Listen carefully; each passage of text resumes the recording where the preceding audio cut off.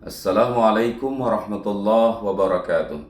Saya Profesor Dr. Mujibur Rahman MAG sebagai Rektor UIN Araniri Banda Aceh dengan seluruh segenap unsur pimpinan dan sivitas akademika UIN Araniri Banda Aceh turut menyampaikan duka cita yang mendalam atas berpulang ke rahmatullah Profesor Dr. Warul Walidin AKMA selaku mantan Rektor UIN Araniri Banda Aceh periode 2018-2022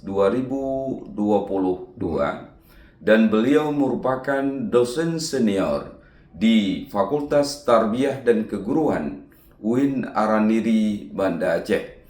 Jejak pengabdian Profesor Dr. Warul Walidin AKMA meninggalkan berbagai pemikiran, dedikasi dan pengabdian di UIN Araniri yang telah dikenang oleh berbagai kalangan sivitas akademika dan juga masyarakat Aceh dan masyarakat nasional di Indonesia.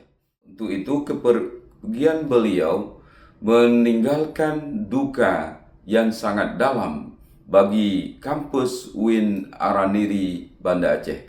Kita berdoa bersama seluruh sivitas akademika dan masyarakat Aceh, semoga almarhum mendapatkan tempat yang mulia di sisi Allah Subhanahu wa taala.